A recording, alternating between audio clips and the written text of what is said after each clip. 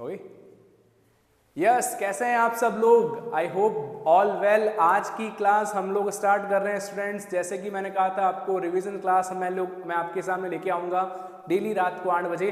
तो देख लीजिए 8 बजे हम लोग डेली आ गए हैं आपके पास। आज का टॉपिक हमारा क्लास 11 का जो सबसे टफ कह सकते हैं अपन, जो बच्चों को टफ लगता है, डेप्रिसिएशन टॉपिक करने वाले स्टूडेंट्स। तो कुर्सी की पेटी बांध लीजिए, हम एक लंबी उड़ान भरने वाले हैं। लेकिन आपको पता है तो डेप्रिसिएशन चैप्टर अपने आप में एक टफ चैप्टर है और इसके लिए पेशेंसफुली बच्चे को सीखना पड़ता है।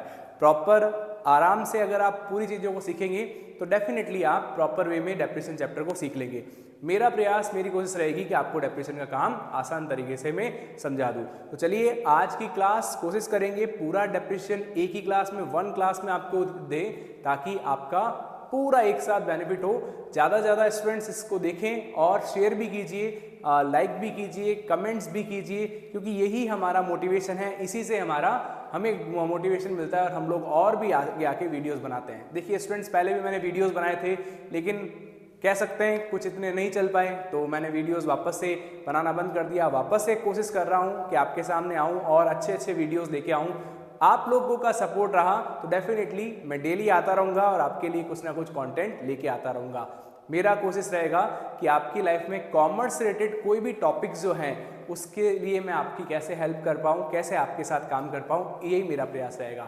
चलिए स्टार्ट करते हैं हमारी वही पंच लाइन्स, वही लाइन से कि खुद पर रख तू यकीन, तू कुछ कर दिखाएगा, बंदे तू चल, बस तू चल, तेरा भी एक दिन आएगा। माना तेरी राहें मुश्किलों से भरी होगी, निराशा सूल चुभो रही होगी, नकारात्मकता चारों ओर से घेरे हुए होगी, पर तू अपने हृदय में साहस का फूल खिलाना, अपने मस्तिष्क को सकारात्मक ऊर्जा से महकाना। देखते ही देखते तेरा भी एक दिन आएगा, टूटेगी असफलताओं की दीवारें तो खुद अपना रास्ता बनाएगा, अपने हौसलों से अपनी मंजिल को पाएगा और एक दिन अपनी खुद की दुनिया बनाएगा और अपने आप से इंस्पायर होकर सभी को यही बताएगा कि खुद पर रख तू यकीन, तू कुछ कर दिखाएगा, बंदे तू चल, बस तू चल, तेरा भी एक दिन आएगा। चलिए स्टार्ट करते हैं स्टूडेंट्स। बेसिकली हमारा जो आज का टॉपिक है वो है डेप्रिसिएशन। डेप्रिसिएशन बेसिकली क्या होता है कि अगर हम लोग किसी भी एसेट्स को बिजनेस में यूज करते हैं, जैसे कि बहुत सारी आपको पता है फिक्स्ड एसेट्स हमारे बिजनेस में यूज आती है। Business is the combination of assets and liabilities. तो बहुत सारी एसेट्स होती है और वो एसेट्स को जब हम यूज करते हैं तो आपको भी पता है कोई भी चीज अगर यूज करते हैं तो उसकी वैल्यू में रिडक्शन आता है। तो उस रिडक्शन, वैल्यू रिडक्शन को हम टेक्निकल टर्म में या अकाउंटिंग टर्म में डेप्रिसिएशन कहते हैं। जैसे कि अगर ये मैंने बोर्ड लिया है तो स्मार्ट बोर्ड धीरे धीरे wear and time, time to time, passage of time, बार बार मैं इसको यूज करूंगा तो इसकी वैल्यू धीरे धीरे कम होती जाएगी। तो अगर लेट्स होप मैंने इस बोर्ड को अगर 1,50,000 में लिया है तो आज की तारीख में इसकी वैल्यू 150 नहीं है, ये आप भी जानते हैं। तो वैसे ही आप जिस स्मार्टफोन से, लैपटॉप से अगर आप मेरा वीडियो देख रहे हैं, इसकी वैल्यू जिस टाइम आपने बाय की उससे आज थोड़ी सी कम हो गई। तो ये जो वैल्यू रिडक्शन होता है उसी को हम अकाउंटिंग भाषा में डेप्रिसिएशन का नाम देते हैं। तो बेसिकली मीनिंग ऑफ डेप्रिसिएशन में हम स्टूडेंट्स कह सकते हैं कि हमारे पास में कह सकते हैं when the assets will be used time to time, यानी कि कंटिन्यू अगर आप किसी एसेट्स को यूज करते हैं then the reduction of the value is called depreciation, यानी वैल्यू का जो रिडक्शन आता है उसको हम डेप्रिसिएशन की कैटेगरी में लेते हैं। तो डेप्रिसिएशन का मीनिंग आपको प्रॉपर वे में समझना पड़ेगा स्टूडेंट्स, तभी कहीं जाकर के अपन आगे की क्लास को कंटिन्यू कर पाएंगे।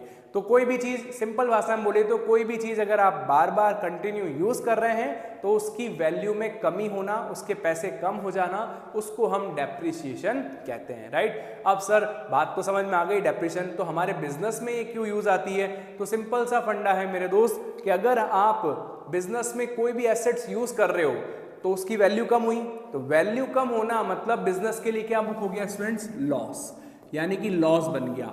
और किसी भी बिजनेस में सारे लॉसेस शो करने होते हैं, तो डेप्रिसिएशन भी हमारे लिए एक लॉस है। अगर आपने सही तरीके से डेप्रिसिएशन को बिजनेस में शो नहीं किया तो आपका प्रॉफिट एंड लॉस रॉन्ग आएगा।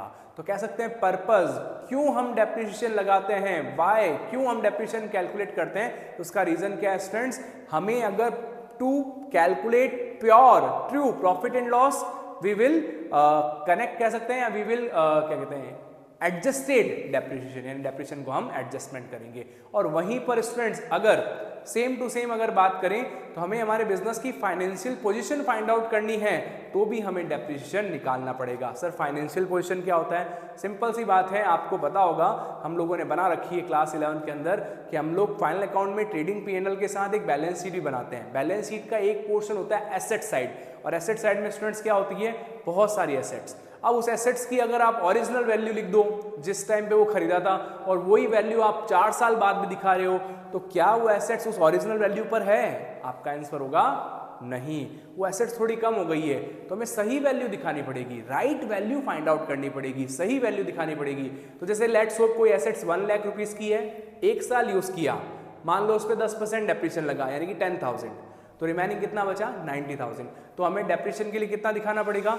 90,000 का रेशियो दिखाना पड़ेगा, यानी कि 90,000 रुपए हमें शो करने पड़ेंगे। सेम एज अगर अपन बात करें वहीं पर कि रिपोर्टिंग, फाइनेंशियल रिपोर्टिंग का मतलब हो गया हमारा जो एसेट्स है उसको रियल वैल्यू पे शो करना जरूरी है। अगर आप रियल वैल्यू पे शो नहीं करेंगे तो हमारा प्रॉफिट फाइनेंशियल रिपोर्टिंग भी सही नहीं आएगी, और रियल वैल्यू निकालनी है तो डेप्रिसिएशन लगाना पड़ेगा।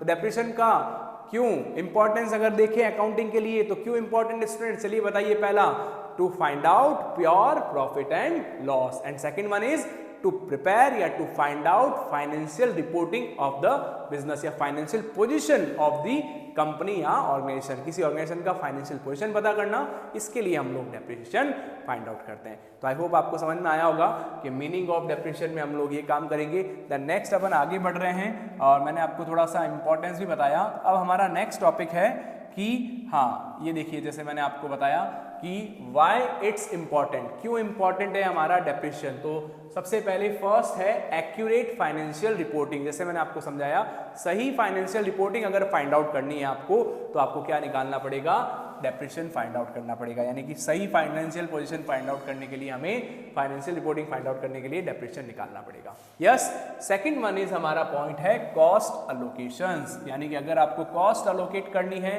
किसी चीज की सही वैल्यू फाइंड आउट करनी है तो डेप्रिसिएशन कैलकुलेट करना जरूरी है। जैसे कि अगर कोई चीज आपको किसी को सेल आउट करनी है या अलोकेशन करना है कि कितना किसमें कितना पैसा वैल्यूज रखनी है, तो इसका 2 आंसर्स या 2 मीनिंग्स हो सकते हैं हमारे पास में। कॉस्ट अलोकेशंस का मीन्स कि हमें राइट वैल्यू, जैसे मान लीजिए कोई चीज 1 लाख रुपए की है और उस पर 10%, जैसे मैंने बताया 10% डेप्रिसिएशन लगाया तो 90,000, अभी उसका वैल्यू कितना है? 90,000। कॉस्ट एलोकेशन कह सकते हैं अपन। और सेकंड वन इज, ज्यादा बेटर आंसर ये है इसका कि हमें फ्यूचर में वापस से भी तो एसेट्स देनी है, यानी कि जैसे मान लो कोई एसेट्स, ऐसा तो है नहीं लाइफ टाइम तक चलती रहेगी, एक टाइम बाद में वो एसेट्स क्या हो जाएगी स्टूडेंट्स? जीरो हो जाएगी। तो जिस साल, मान लो 10 साल बाद जीरो होती है तो उस टाइम पर हमें उसकी कितनी कॉस्ट वैल्यू एलोकेशन अलग से रखना पड़ेगा, इसके लिए हम डेप्रिसिएशन फाइंड आउट करते हैं। सेकंड वन इज ये होता है नेक्स्ट, टैक्स इम्प्लीमेंटेशन या इम्प्लीकेशंस, यानी कि अगर टैक्स सही से फाइंड आउट करना है तो हमारी इनकम टैक्स लॉ में भी ये लिखा गया है कि किसी भी बिजनेस का सही प्रॉफिट एंड लॉस तब तक नहीं निकलेगा जब तक आप डेप्रिशिएट कैलकुलेट नहीं करते हैं।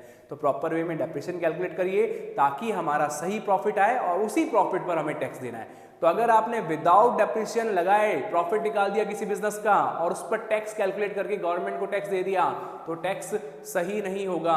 तो उसके लिए गवर्नमेंट ने प्रॉपर प्रोविजंस बना रखे हैं। तो टैक्स इम्प्लीकेशंस कह सकते हैं, या टैक्स को इम्प्लीमेंट करने के लिए प्रॉपर वे में हमें डेप्रिसिएशन सीखना पड़ेगा। तो देयर आर 3 रीजंस जिसकी वजह से हम डेप्रिसिएशन सीखते हैं स्टूडेंट। सबसे पहले financial reporting, second one is, याद करिए मेरे साथ में, cost allocations, and third one is tax implications, right. तो ये तो हो गए हमारे पास में इंपॉर्टेंस। द नेक्स्ट अपन बात करते हैं, नेक्स्ट स्लाइड पे जाते हैं, कॉजेज ऑफ डेप्रिसिएशन। हाँ, ये बहुत बार इंपॉर्टेंट है स्टूडेंट्स, आपको पूछा जाता है, थ्योरेटिकल भी पूछ सकते हैं कि डेप्रिसिएशन लगाने के रीजंस क्या क्या है, क्यों लगाते हैं हम डेप्रिसिएशन, कारण क्या है डेप्रिसिएशन का, किसी एसेट्स की वैल्यू कम क्यों होती है। अगर आपको पूछे कि ये मार्कर बोर्ड का या स्मार्ट बोर्ड का डेप्रिसिएशन क्यों लगा, या किसी भी एसेट्स पे, आपके हाथ में जो फोन है उस पर डेप्रिसिएशन क्यों लगा, तो उसका सबसे पहला पॉइंट होता है वियर एंड टियर। अगर आप उसको कंटिन्यू मेंटेन करेंगे कह सकते हैं, या बार बार कह सकते हैं यूज करना भी कह सकते हैं अपन, अगर आप कंटिन्यू यूज करेंगे, उसको सर्विस कराएंगे,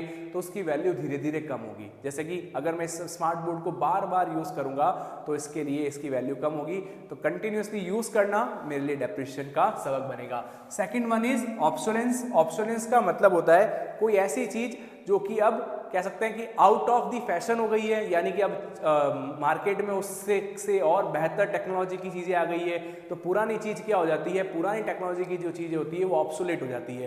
तो अगर हमने कोई एसेट्स खरीदी है और उससे और बेहतर टेक्नोलॉजी की एसेट्स आ गई है, तो हमारी पुरानी एसेट्स पर क्या लगेगा, ऑब्सोलेशन हो गई है, यानी इस वजह से डेप्रिसिएशन, बहुत हैवी डेप्रिसिएशन चार्ज होगा, यानी वैल्यू बहुत जल्दी से नीचे गिर जाएगी। तभी तो कहते हैं नई टेक्नोलॉजी की कार आई तो पुरानी कार सस्ती रेट में हो जाएगी, यानी कि जिन्होंने खरीदी भी है और उससे और बेहतर टेक्नोलॉजी की मार्केट में कार आ गई है, तो जो जिन्होंने बाय कर ली है उनकी वैल्यूज धड़ाम से नीचे गिरेगी, तो ऑब्सोलेशंस की वजह से भी ज्यादा डेप्रिसिएशन चार्ज होता है। तो second reason is obsolescence. Then third is accident. मान लीजिए गाड़ी का एक्सीडेंट हो गया, कार का एक्सीडेंट हो गया, और उस एक्सीडेंट की वजह से क्या हुआ कि हमारी गाड़ी पूरी डैमेज हो गई। अब उसको आपने रिपेयर तो करवा दिया, लेकिन एक्सीडेंटल गाड़ी का ऊपर जो वैल्यू होती है उसकी और ज़्यादा कम होती है, यानी कि नॉर्मल अगर मान लो 3 साल गाड़ी चलाई, 10 लाख की गाड़ी है तो उसका 6 लाख रुपए मिल जाएगा आपको, लेकिन एक्सीडेंट हो गया तो उसका 4 लाख ही मिलेगा, 5 लाख ही मिलेगा, यानी एक्स्ट्रा और डेप्रिसिएशन चार्ज होता है। तो डेप्रिसिएशन लगने का रीजन होता है accident also, obsolescence, accident and wear and tear. तो देयर आर 3 रीजंस, 3 पॉइंट्स हो सकते हैं। Then next, passage of time. अगर कोई चीज सर ना तो हमने कभी उसको यूज की, यानी वो सिर्फ हमारे पास में घर में हमने लाए, जैसे मान लो एक आपने गाड़ी खरीदी और घर के अंदर लाके रख दी, उसको एक बार भी नहीं चलाया, सिर्फ पड़ी है, रोज उसको आप साफ सफाई करते हैं, अच्छे से मेंटेन करते हैं, लेकिन 1 किलोमीटर भी आपने उसको नहीं रन किया, बस यूं क्यों पड़ी है। 2 साल बाद जब आप उसको बेचने चाहेंगे तो बताइए मुझे, क्या उसकी वैल्यू उतनी मिल जाएगी जितनी 2 साल पहले थी? आंसर इज नो, नहीं। भले ही आपने उस चीज को रखा हुआ है, लेकिन उसके साथ उसका टाइम जो है, टाइम वाइज वो पुरानी हो गई, उसके ऊपर टैग जो लगा हुआ होगा, वो कब मैन्युफैक्चरिंग हुई है, कब उसको डिलीवरी ली है आपने, यानी कब आपके नाम की रजिस्टर्ड हुई है, उसकी डेट वाइज ही उसका टाइम, क्योंकि आपने 2 साल निकाल दिया, तो आपकी एसेट्स क्या हो जाएगी, डेप्रिशिएट हो जाएगी, यानी उसकी वैल्यू कम होगी। तो ये कुछ रीजंस है स्टूडेंट्स, फटाफट से याद करिए। सबसे पहला कौन सा होता है बताइए मुझे, wear and tear. Second one is obsolescence, third one is accident, और fourth one is passage of time. यानी ये 4 रीजंस है जिसकी वजह से डेप्रिसिएशन लगता है। तो आई होप आपको समझ में आया होगा। सबसे पहले मैंने आपको मीनिंग समझाया, फिर उसके बाद में इंपॉर्टेंस समझाई। इंपॉर्टेंस में क्या क्या थे स्टूडेंट बताइए मुझे। सबसे पहला क्या था, फाइनेंशियल रिपोर्टिंग फाइंड आउट करना, और टैक्स इम्प्लीमेशन करना, यानी टैक्स लगाना, और कॉस्ट अलोकेशंस। इन सब के लिए अगर अपन करते हैं तो इसीलिए डेप्रिसिएशन इंपॉर्टेंट है। इंपॉर्टेंस कह सकते हो आप उसकी, ये है, ये उसके रीजंस है स्टूडेंट्स, ये कारण है। तो आई थिंक आपको समझ में आ गए हैं। फटाफट से नोट भी करते जाइए, जैसे जैसे मैं आपको पढ़ा रहा हूँ आप अपनी नोट्स बुक बना लीजिए एक, जिसमें आप छोटी छोटी चीज़ें सारी लिख दें। मैं सारी चीज़ें सॉल्व करवा दूंगा आपको, ईच एंड एवरीथिंग, सब चीज़ें अपन आराम से इसको सॉल्व कर लेंगे, लेकिन आपको समझना पड़ेगा यस कि प्रॉपर वे में क्लास अटेंड कीजिए तो काम हो जाएगा। चलिए यहाँ तक का बात हो गई। चलिए बताइए मुझे, यस और नो में जवाब दीजिए कमेंट में। नेक्स्ट स्लाइड पे चलते हैं अपन। यस, सबसे मोस्ट इंपॉर्टेंट डेप्रिसिएशन के मेथड्स। यूं तो मेथड्स बहुत सारे हैं, मतलब इससे ज़्यादा मेथड्स हैं, लेकिन मैं क्योंकि 11th क्लास का टारगेट कर रहा हूं, तो 11th क्लास में बेसिकली 2 ही मेथड है स्टूडेंट्स। सबसे पहला कौन सा मेथड है हमारा, डेप्रिसिएशन का फाइंड आउट करने का स्ट्रेट लाइन मेथड, और सेकंड मेथड कौन सा है students, return down value method. यानी कि डेप्रिसिएशन को फाइंड आउट करने के आपके पास में 2 मेथड है, स्ट्रेट लाइन मेथड और रिटर्न डाउन वैल्यू मेथड। जिसने भी स्टूडेंट ने पहले से पढ़ाई कर रखी है उसको पता है कि रिटर्न डाउन वैल्यू में थोड़ी सी हमें तकलीफ आती है, प्रॉब्लम आती है। स्ट्रेट लाइन तो सर हम निकाल सकते हैं, WDV में हमें दिक्कत आती है। किन किन स्टूडेंट्स को WDV में दिक्कत आती है, कमेंट में मुझे जरूर बताना कि यस सर WDV हमें थोड़ा बढ़िया से करवाना, WDV में हमें इशू है, तो मैं WDV को और भी फोकस करके करूंगा। क्योंकि देखिए जितना मुझे आपसे फॉलो और फीडबैक मिला उसके अकॉर्डिंग मैं और आगे क्लासेस भी कंटिन्यू कर पाऊंगा, क्योंकि 1 वे कम्युनिकेशन से पढ़ाई नहीं हो पाती है किसी ने बड़ा ही बहुत अच्छी बात बोली है कि आज की जो स्टडी है वो वन वे कम्युनिकेशन नहीं है, लेकिन ये ऑनलाइन की दुनिया में क्या होता है, हमें वन वे ही कम्युनिकेशन करना होता है। अभी जैसे मैं आपसे बात करते करते इस कैमरा से बातें कर रहा हूँ, लेकिन सामने मेरे पास में कोई ऑडियंस नहीं है, कोई बच्चे नहीं, कोई स्टूडेंट्स नहीं है, लेकिन अगर स्टूडेंट्स होते हैं तो वो हमेशा कनेक्ट कर लेते हैं। तो आप कनेक्ट रहिए, कमेंट करते रहिए, ताकि क्या हो कि मैं आपकी कमेंट्स के बेसिस पर आगे की क्लासेज और प्लान करूं और प्रॉपर वे में काम कर पाऊं, ताकि आपको उसका बेनिफिट हो सके। तो बेसिकली हमारे पास में डेप्रिसिएशन के मेथड्स में स्ट्रेट लाइन मेथड है और सेकंड वन इज क्या है, रिटर्न डाउन वैल्यू मेथड। तो सबसे पहले स्ट्रेट लाइन मेथड को थोड़ा समझते हैं। मैं डिटेल में प्रैक्टिकल क्वेश्चंस कल की क्लास में लेने वाला हूं स्टूडेंट्स, तो आज अपन थोड़ा सा स्ट्रेट लाइन मेथड और रिटर्न डाउन वैल्यू के बारे में प्रॉपर समझ लेते हैं। ध्यान से समझिएगा। स्ट्रेट लाइन मेथड का मतलब क्या होता है, और इसके 2-3 नाम और भी है। फिक्स इंस्टॉलमेंट मेथड कहते हैं, ओरिजिनल कॉस्ट मेथड कहते हैं, ये सब नाम होते हैं। इन सब के नाम क्यों पड़े, ध्यान से समझना। जैसे कि एक एग्जांपल देता हूँ, मान लो एक बाइक है या एक प्लांट मशीनरी अपन ने खरीदा 2 लाख रुपए का, 2 लाख रुपीस, उस पर हमें डेप्रिसिएशन चार्ज करना है स्टूडेंट्स 10%। तो फर्स्ट ईयर के एंड में डेप्रिसिएशन यानी कि उसकी वैल्यू रिडक्शन 20,000 हो जाएगी। 2 लाख का 10% कितना होता है, 20,000। तो रिमेनिंग कितना हुआ स्टूडेंट्स, 180। फटाफट से बताते जाइए। नेक्स्ट सेकंड ईयर के एंड में भी स्ट्रेट लाइन मेथड कहता है, फिक्स इंस्टॉलमेंट मेथड कहता है, ओरिजिनल कॉस्ट मेथड कहता है आपको डेप्रिसिएशन सेम चार्ज करना है। यानी यहां 20,000 लगाया तो अगले साल भी कितना लगाना है स्टूडेंट्स, 20,000। तो कितना बचा, 160। नेक्स्ट ईयर भी क्या चलेगा स्टूडेंट्स, सेम टू सेम क्या चलेगा हमारा, 10% 20,000। यानी कि इसी वैल्यू पर हर बार हमें इसी वैल्यू पर क्या करना होगा, 10% चार्ज करना होगा। तो इसलिए हमें डेप्रिसिएशन की रेट्स हमेशा सेम मिलेगी। तो क्या सर हर बार 20-20 हजार रुपए लगेंगे, यस। जब तक इसकी वैल्यू 0 नहीं हो जाती तब तक आपको डेप्रिसिएशन कितना चार्ज करना है, 20-20-20-20। तो चलिए बताइए मुझे, अगर 2 लाख की एसेट्स है, 2 लाख रुपए की, 2 लाख रुपीज एसेट्स का भाव है, 20-20 हजार से आप डेप्रिसिएशन लगा रहे हो, तो बताओ कितने साल एसेट चल के 0 वैल्यू हो जाएगी, यानी कितने साल चलेगी वो, उसके बाद में वो 0 हो जाएगी। कमेंट सेक्शन में मुझे जरूर बताना कि कितने टाइम बाद होगी। बट आपको ये समझना पड़ेगा कि हर बार हमारा डेप्रिसिएशन जो है वो सेम भाव से लगा है स्टूडेंट। सेम भाव से मतलब सेम रेट से चार्ज हुआ है, जस्ट लाइक दैट 20 और 20 सेम रेट से हमारा डेप्रिसिएशन चार्ज होता है। तो सेम रेट से डेप्रिसिएशन चार्ज होना, इसीलिए इसका नाम क्या रखा गया है। सबसे पहले तो नाम बताता हूँ, चलो। ओरिजिनल कॉस्ट मेथड क्यों नाम रखा, हमेशा डेप्रिसिएशन कौन सी रेट पर चार्ज होता है, इसकी ओरिजिनल रेट पर, यानी कि 2 लाख पर। ओरिजिनल कॉस्ट कितनी है इस एसेट्स की, 2 लाख, 2 लाख, 2 लाख, 2 लाख, तो 2 लाख पे चार्ज होगा। इसलिए इसका नाम क्या रख दिया स्टूडेंट्स, ओरिजिनल कॉस्ट मेथड। दूसरा क्या नाम बताया मैंने, फिक्स इंस्टॉलमेंट। ये तो आप समझ गए होंगे, 20 हर बार कितनी लग रही है, 20-20 हजार की डेप्रिसिएशन लग रही है, इसलिए इसका नाम क्या रख दिया, fixed instalment method. Third one is तीसरा, और नेक्स्ट नाम क्या है इसका, स्ट्रेट लाइन मेथड। तो अगर मैं इस पूरे 20 को जो आपने डेप्रिसिएशन लगाया है, इसको मैं अगर ग्राफिकल फॉर्मेट में बनाऊं, तो जैसे कि ईयर मान लो, first year, second year, third year, तो हर बार डेप्रिसिएशन सेम, मान लो यहाँ 20,000 लिखा तो डेप्रिसिएशन यही लगेगा। तो एक लाइन जो बनेगी वो एकदम स्ट्रेट बनेगी, 20 हजार की। इसीलिए इसका नाम क्या है students, straight line method, right. जैसे वहीं पर यहाँ पर return down value method, same example लेता हूं मैं। जस्ट सपोज कीजिए कि हमारा वैल्यू कितना है, 2 लाख रुपीस, 2 लाख रुपए की सेम एसेट्स है और रिटर्न डाउन वैल्यू से डेप्रिसिएशन चार्ज करना है। तो उसका क्या मतलब होता है, ध्यान समझिए। तो पहले साल तो 20,000 लगेगा, आपको सेम लगेगा, देखो दोनों में सेम ही तो लग रहा है सर, यस। लेकिन अब गूगली आएगी, अब माइंड चेंज होगा। अगले साल जो हमें डेप्रिसिएशन लगाना है वो ओरिजिनल कॉस्ट पे नहीं लगाना है स्टूडेंट्स, जो रिमेनिंग वैल्यू बचा है उस पे हमें डेप्रिसिएशन चार्ज करना है, राइट। रिड्यूसिंग बैलेंस, ये रिड्यूसिंग बैलेंस है, रिड्यूस हुआ बैलेंस, उस पे डेप्रिसिएशन चार्ज करना है, इसलिए इसका नाम रिड्यूसिंग बैलेंस मेथड भी है, राइट। अभी मैं समझाऊंगा आपको। तो 1,80,000 का 10% कितना होता है, 18,000। अब इसमें से माइनस करो, 180 में से 10 गया 70 और 1,62,000।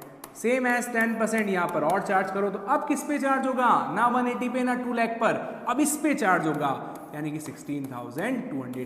तो डेप्रिसिएशन लगाने का ये जो तरीका है, हर बार डेप्रिसिएशन क्या होता है, इसके 2-3 नाम है, देखो। सबसे पहले return down value method, diminishing balance method, reducing balance method, यानी हर बार बैलेंस जो डिमिनिशिंग होता है या वैल्यू कम होती जाती है, देखो डेप्रिसिएशन की वैल्यू भी कम होती गई, ये 20 हुआ, फिर 18,000 हुआ, फिर 16,200 हुआ, अगली बार डेप्रिसिएशन और कम लगेगा, उसकी अगली बार और कम लगेगा, तो हर बार वैल्यू क्या आएगी, रिटर्न डाउन में जाएगी, राइट, कम वैल्यू में जाएगा।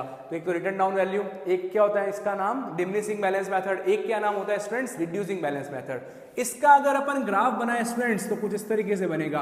अगर फर्स्ट ईयर की बात करें, सेकेंड ईयर, थर्ड ईयर, तो यहाँ पर अगर मैं मान लो 20,000 है तो यहाँ कहीं 18,000 होगा और इससे नीचे कहीं 16,200 होगा। तो पहले साल यहाँ लगेगा, दूसरे साल यहाँ 18,000 पे, 16,200 पे। तो रिड्यूसिंग बैलेंस मेथड यानी कि रिटर्न डाउन वैल्यू मेथड में एक जो क्या कहते हैं ग्राफ बनेगा वो डिक्लाइन मोड में बनेगा, इसीलिए इसका नाम रिटर्न डाउन वैल्यू मेथड भी है।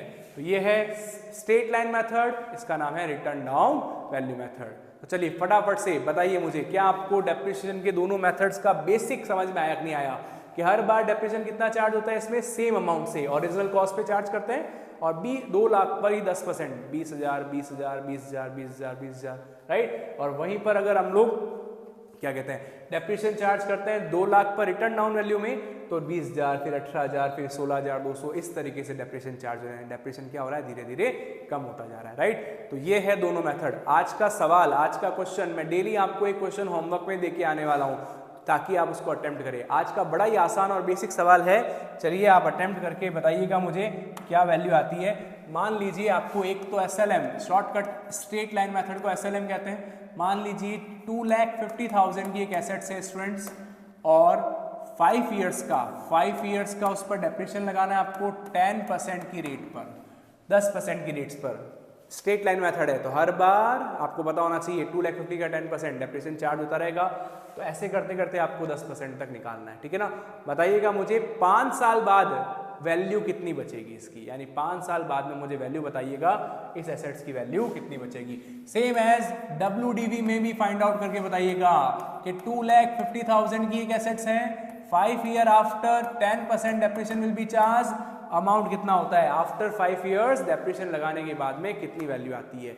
तो ये दोनों क्वेश्चंस के आंसर मुझे कमेंट में जरूर बताइएगा, मैं कमेंट्स का वेट करूंगा आपका। आई होप आप मुझे कमेंट्स दे करके थोड़ा सा मोटिवेट करेंगे, क्योंकि जो चीज़ें आप लोग मुझे वापस रिटर्न देंगे, 2 वे कम्युनिकेशन चलता रहेगा, तो मैं भी काम करता रहूँगा और आई होप आप लोग इस सब से सीखेंगे और काम करते रहेंगे। आज की क्लास में इतनी लेता हूँ ताकि आपको ज़्यादा बोरिंग ना कर पाऊँ। कल की क्लास और मैं कंटिन्यू करूँगा जिसमें डेप्रिसिएशन की प्रैक्टिकल क्वेश्चंस देने की कोशिश करूँगा। 2-3 पार्ट्स में डेप्रिसिएशन को समझाएंगे स्टूडेंट्स ताकि आपको आराम समझ में आए। आज की क्लास के लिए बस इतना ही। अपना और अपनों का ख्याल रखिए। जय श्री कृष्णा।